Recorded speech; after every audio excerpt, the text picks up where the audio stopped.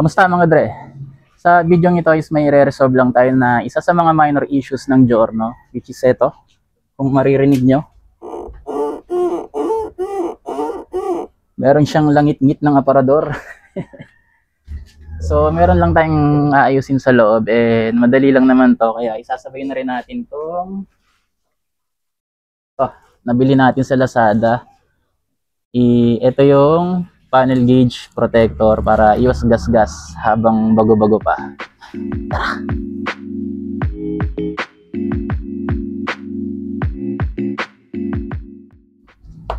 Yan, so dito nga yung problema niya, no? Hindi naman siya talaga problema. May sumasabit lang na kable dito sa loob and ang kailangan lang natin is ito.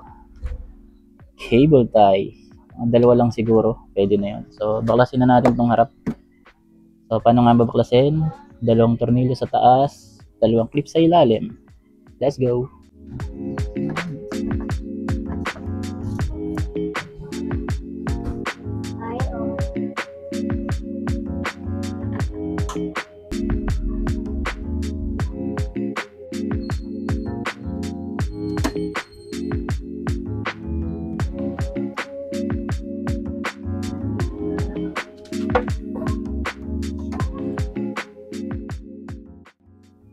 Ito yung part na nakakaba kasi first time ko lang babaklasin to. Pag may lamugot ako may available ng pairings na. So nakita ko sa FB sa mga groups is pababa. So try natin.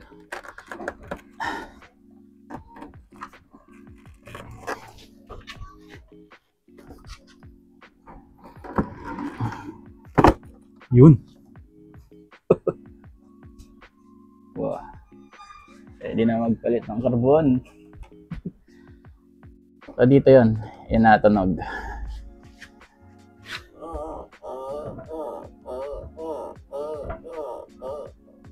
Ito. So ito pala yung issue niya. Maririnig nyo.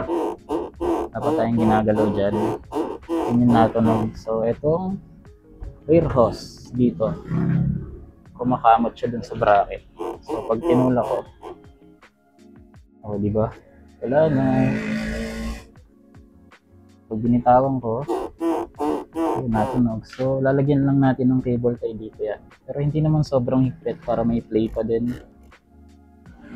Yan. Kasi pag di rin natin nilagyan, pag tagal baka mabutas to pagkamot dito sa bracket. So yan. Lagyan na lang natin ng cable tie yan. Cable tie. So ilulusot lang natin dito. May nakita tayong slot para hindi bumaba.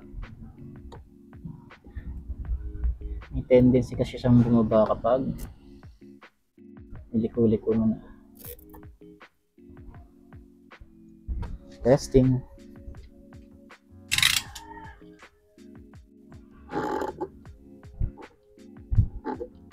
Wala na masyado. So dito na lang sa dulo. Check natin kung magagawa pa ng paraan.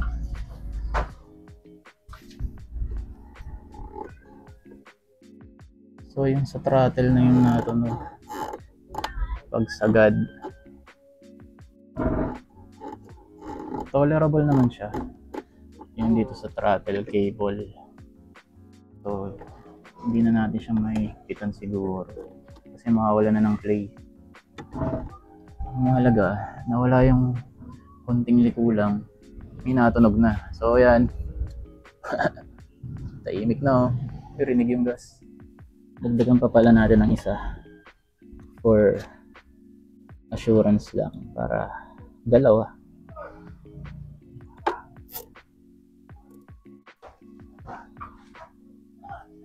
Tapos linisin. Okay na. Kabit na natin yung kaha tapos panel gauge protector na. Let's go. So sa pagbalik ng kaha, pataas naman. Kasi para siyang may hook. Tututok lang natin dun.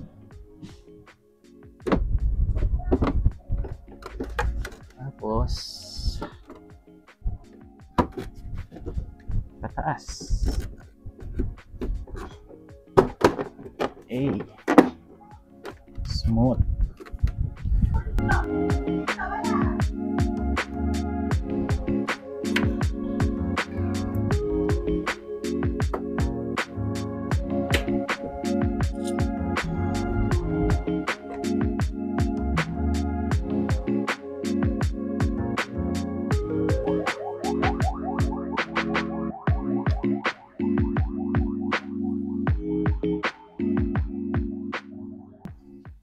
So okay na. Check natin ngayon kung nawala or nabawasan na yung ingay niya kapag iniliko. Oh, ha? Pero pag sinagad mo, meron pa rin. Yun yung sa throttle cable na. Which is hindi na natin magagawa ng paraan kasi sumasagad na siya, nababaan natin. Kaya, okay na yan. Tolerable yan, no? Dito lang. Pero, almost buong liko niya is wala ng tunog. So, okay na. Sunod natin yung panel gauge protector.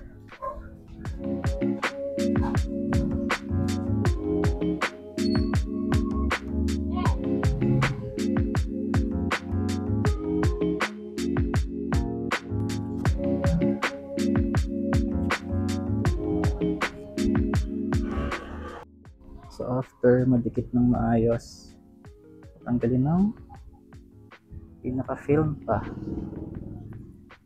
Ibabaw. Yarn. Nice na. Protektado.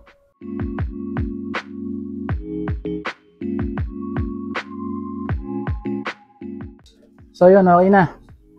Wala nang masyadong tunog yung manibela and naayos na natin yung panel gauge protector.